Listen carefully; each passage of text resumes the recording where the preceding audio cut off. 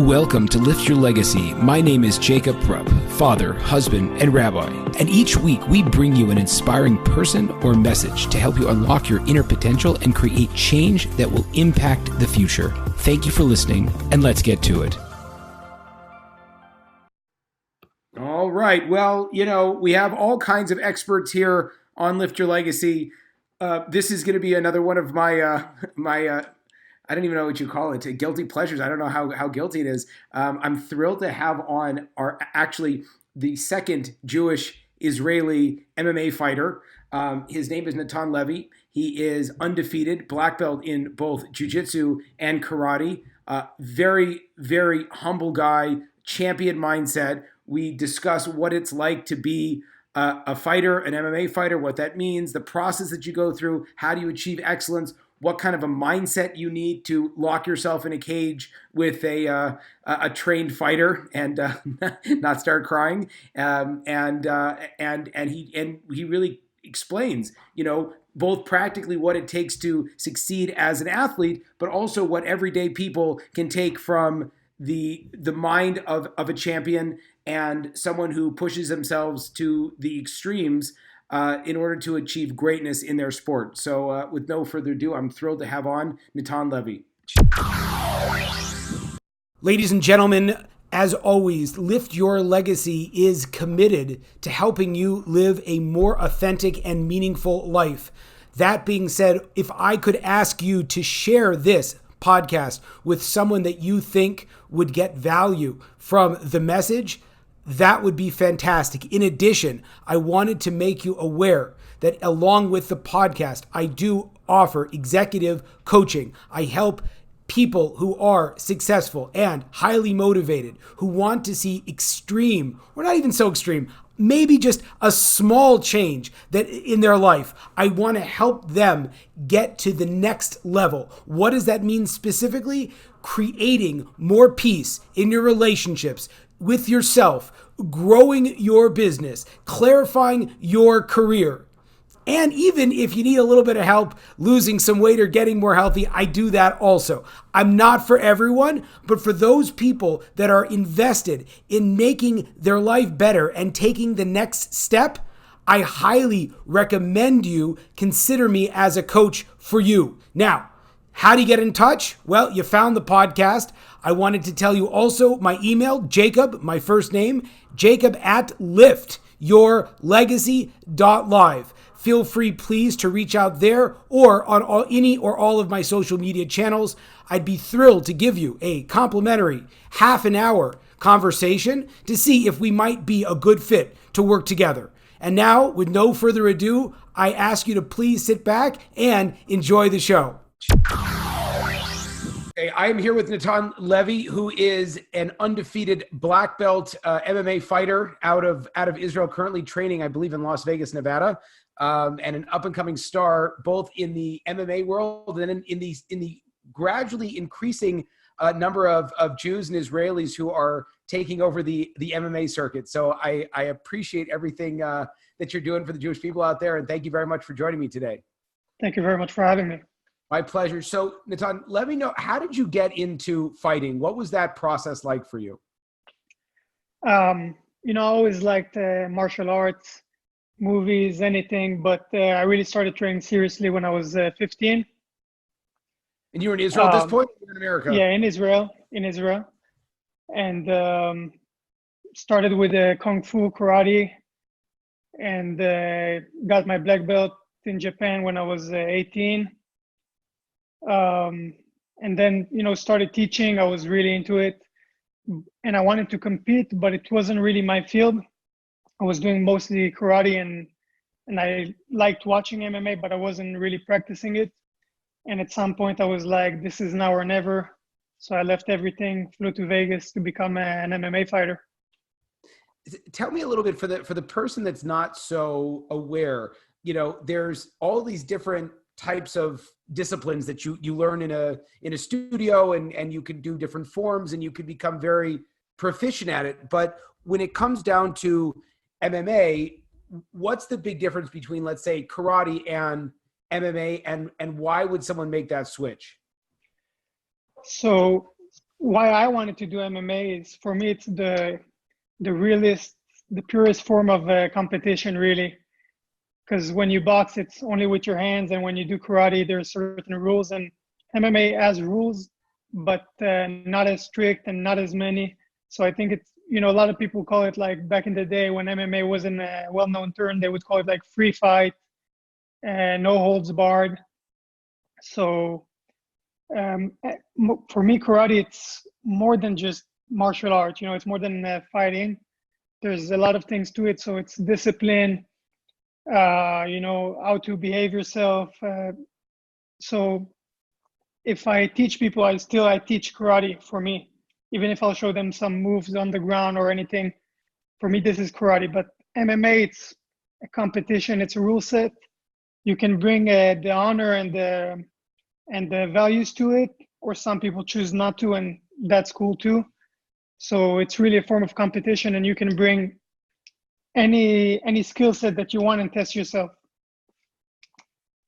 Tell me a little bit about what your workout regimen looks like, and just like the whole process, because one of the things that's very exciting about, at least in America, and the rise of LFA and Bellator and UFC, and it's becoming such the mainstream thing, not only from a sports realm, but also from a fitness realms. And there is, all of these gyms opening up everywhere. What does it look like to train as an MMA fighter? How many hours in the gym is that? What are the different kinds of exercises that you're doing? And also, like, going into, if you could go into your nutrition and getting ready for a fight, and the whole idea about dropping weight, and if that's something that you do, what that looks like. I have a pretty busy schedule. Some people don't do it like I do. Everybody is kind of free to do it their own way. I train 3 times a day. I do every morning a session that is pretty much everything mixed, like an MMA pro class at Syndicate MMA. So this is a bunch of fighters getting together and training, doing everything mixed. And then usually afternoon and nighttime, I go and work specific disciplines. So we're gonna isolate ground fighting and jiu-jitsu class and work only on that, and work only on my boxing, kickboxing, Muay Thai, wrestling. So these are the main disciplines that people do. I also still do karate at least once a week, and Taekwondo as well. I like to keep it, I don't want to forget what brought me to the dance. So if it's karate and it made me good enough to, get into MMA and win some fights, so I don't want to forget it and become something else. I want to learn more and add to what I already have. So I don't want to forget what I have. So 3 sessions a day, strength and conditioning as well.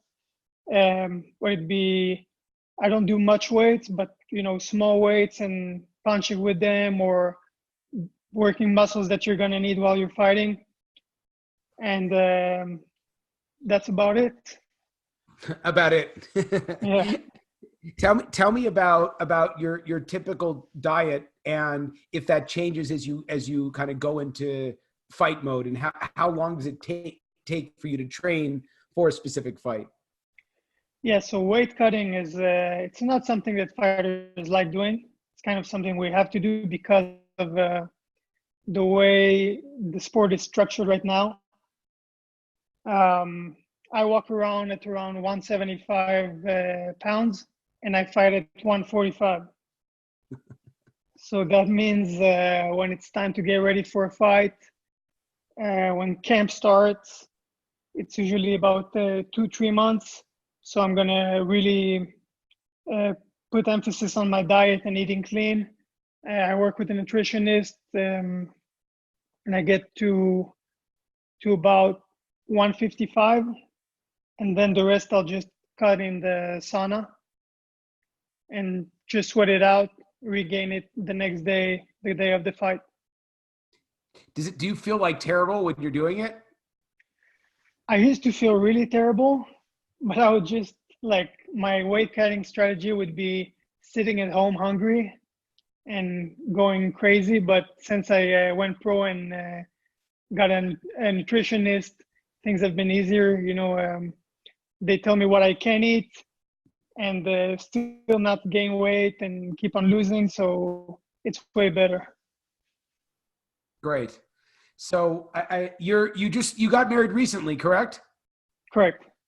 So you have a wife and you have a Jewish mother, I'm assuming, and Yes. you're fighting now, professionally. What's that like? Does your family worry about you? Like, how do you explain that, or what's that whole psychological process like, both for the people that love you and also for yourself going into a fight? I think they're way more stressed than I am when I'm fighting, for sure.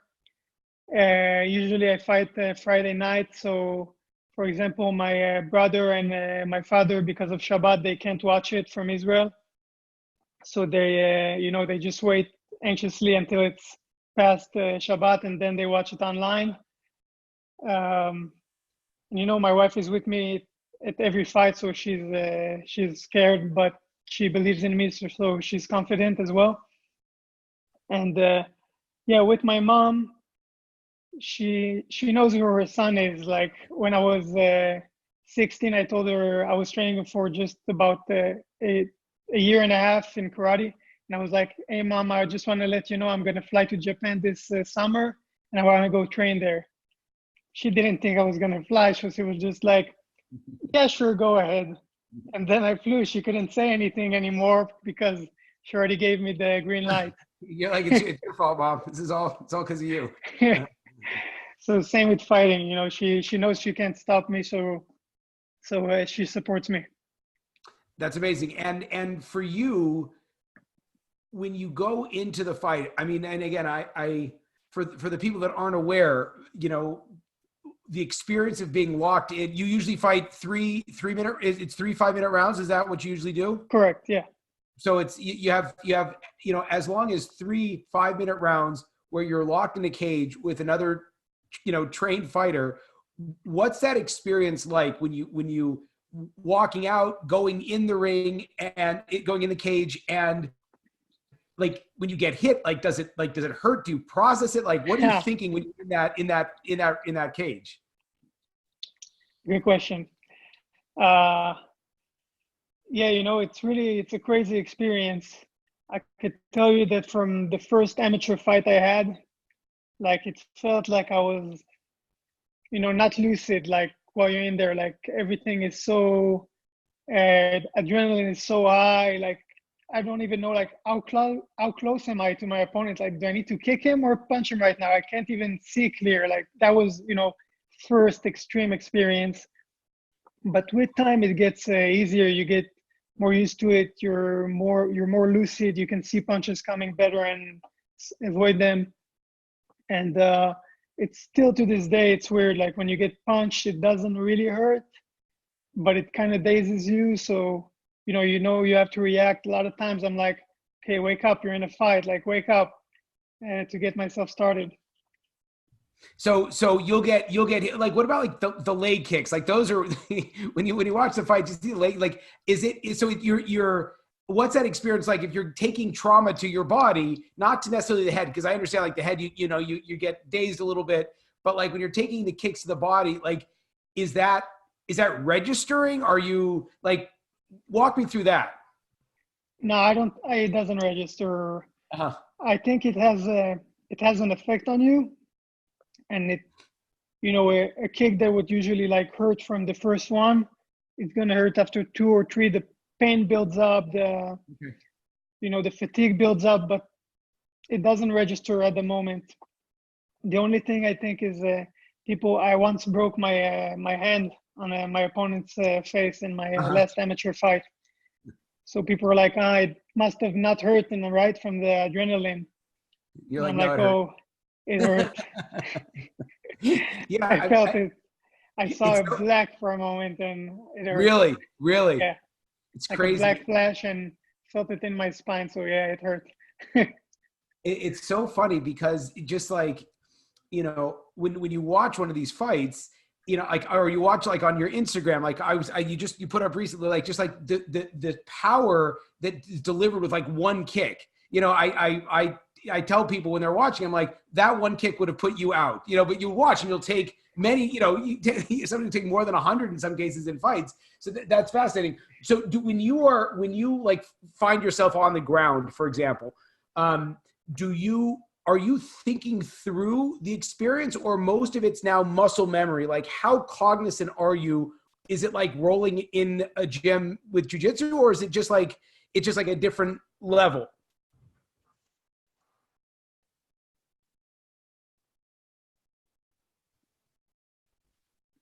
Does that make sense, the question?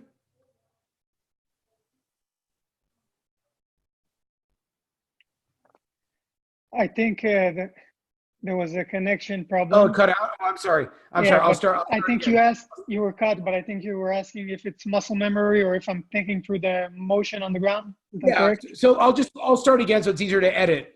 When you find yourself on the ground, what's that experience like? Do you have a game plan as you're trying to go through the grappling and the jiu-jitsu, or are you just kind of like muscle memory trying to react? How does someone like think through the ground game in an actual match? Yeah, it's a lot of muscle memory. Like you have like positions and you know exactly what you need to do from this position. And if you wait and think, it's not going to happen. You're going to lose the moment. Um, Same with striking, thinking it's too slow. And you think for a moment and the moment is already lost. You're already getting, the opponent is 2 steps ahead, 3 steps ahead, and that's how you get submitted. Because in striking it takes sometimes only one strike out of nowhere. You can be on top and getting knocked out. But on the ground, the thing is really you got to make a few consecutive mistakes until you get submitted. So you always have to be present. Where do you do the thinking? In the gym. So in the gym, when you build a game plan, you're going to be like, okay, this guy is going to try and get the mount. That's what he does in every fight. So I need 2, 3 handy mount escapes. If the first one doesn't work, I go to the second one, to the third, and if that doesn't work, I go back to the first.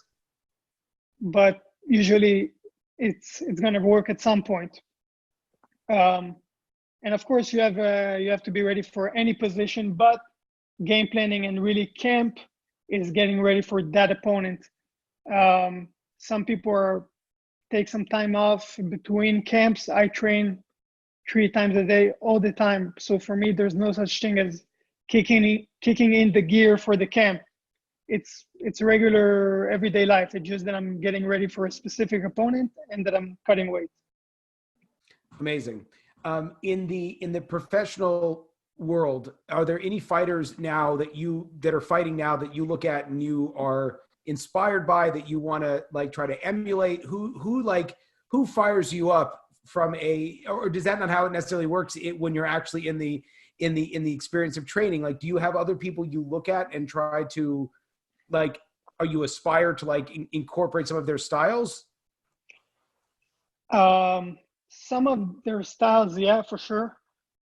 Just watching fights and seeing a sick move or somebody with a well-executed game plan. Yeah, that definitely, gives me something to look to and try and imitate. But at the same time, I'm still me. I'm not trying to be another person or change my style.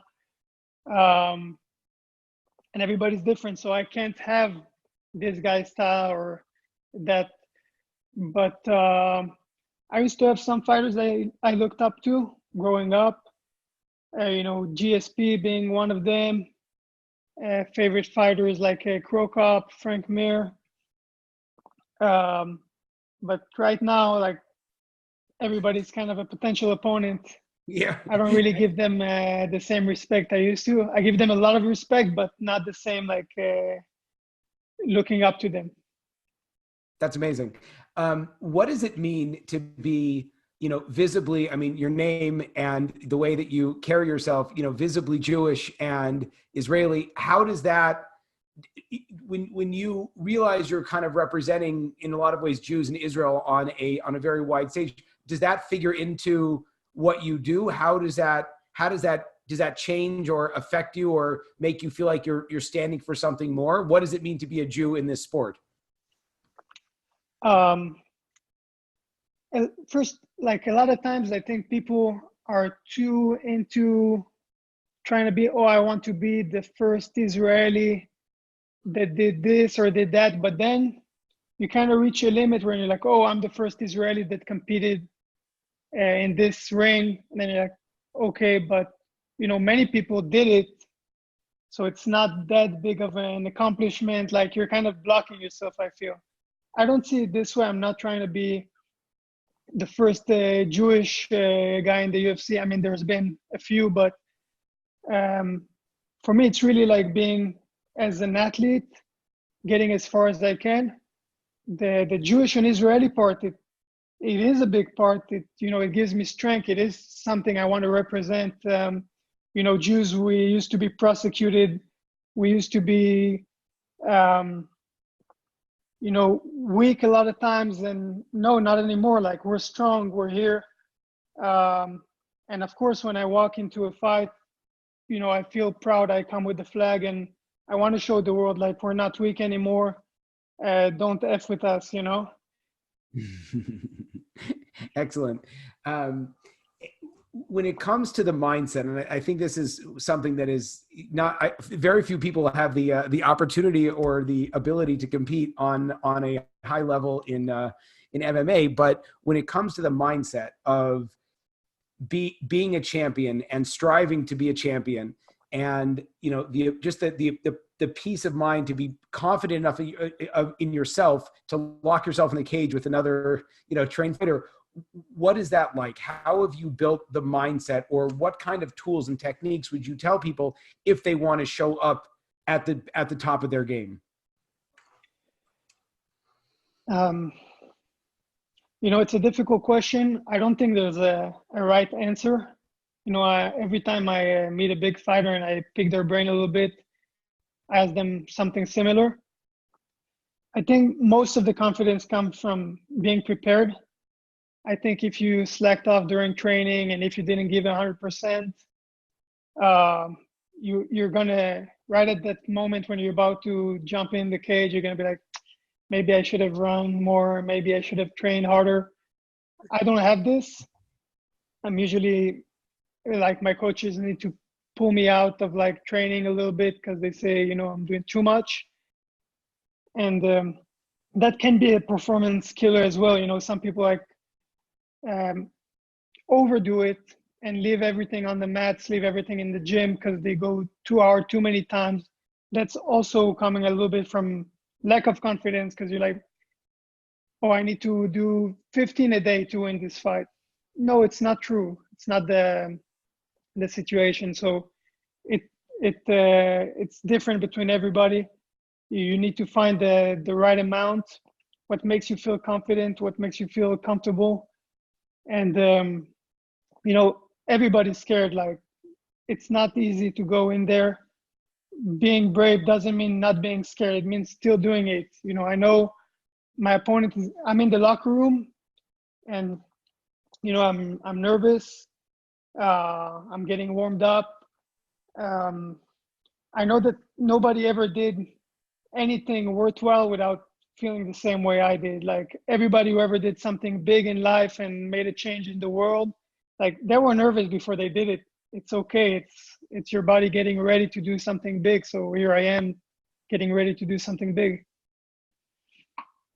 That's fantastic. What is two last questions before you tell me what your next big thing is. But what are you afraid of? Is it fear of sort of letting your team down, the people that worked and trained you? Is it a fear of not performing your best? Is it a fear? I'm assuming it's not a fear of getting hurt, or it could be that's that too. What are you scared of before you go and beat someone senseless for 15 minutes? It's not fear of getting hurt, though I do not want to get hurt. I think, it's not even fear. Like, I think being nervous is good. Being scared is not so good. But yeah, disappointing your trainers. For me, I don't think my trainers would be disappointed if I lost the fight, or if I gave my all and I lost. I don't think it'd be such a big deal. Okay, on to the next one, keep climbing the ladder. But yeah, for me, it's really like not performing as good as I know I can, freezing up, doing something embarrassing, like reacting to not like being game and in the fight. That's something I'm scared of. Like I'd rather get hurt than act not not fight correctly and not put on a good performance, and people watching and thinking I'm not a good fighter. That's more scary to me, if anything. Spoken like a true warrior. Where do you see where do you see this all going? I mean, you're young, you're doing very well. You're undefeated. You have 50,000 people that follow you on Instagram. So you have a big and ever growing platform. What do you see this all like leading to? I want to fight for the biggest promotion in the world, the UFC. So I feel I'm headed that way. That's what I came to do. I didn't come to the US, just to be a fighter. I wanted to fight against the best in the world and be amongst the best in the world. And I knew there was going to be a lot of work ahead of me, but I was willing to do it. A lot of roadblocks, a lot of speed bumps, but we're here, we're really close. Yeah, I just want to test myself against the best. That's awesome. Okay, Natan Levy, what do you have next coming up? Do you have any news you can share with us? Yes, I'm going to be fighting March 20th in Arizona. My opponent's name is Kevin Barberina. Very tough guy. He has 7 wins and 4 defeats, but good fighter that fought good guys and went to some wars. So his record is not clean, but for me, it means like an experienced fighter that experience everything is more dangerous than somebody who hasn't. And I think it's going to be a good fight. He's going to try and take me down. That didn't play out so well for, my former opponent. So I'm obviously going to try and keep it striking with the karate background and keep my distance, but I'm going to train to be ready for everything. Outstanding. All right. I want to wish you the best of luck with that. Thank you so much. And we're so excited to watch your career. Thank you very much. Thank you, sir. There you have it, folks, another inspiring episode. If you enjoyed this, I ask you to please share this with your friends and to like us over on Rabbi Rupp through Facebook or on YouTube. And the more that we're able to get these important messages out, the more that we can really make an impact in the world. So I encourage you, please, to stay tuned. We have a ton of amazing speakers coming up, and also to tell your friends about it. Thank you very much.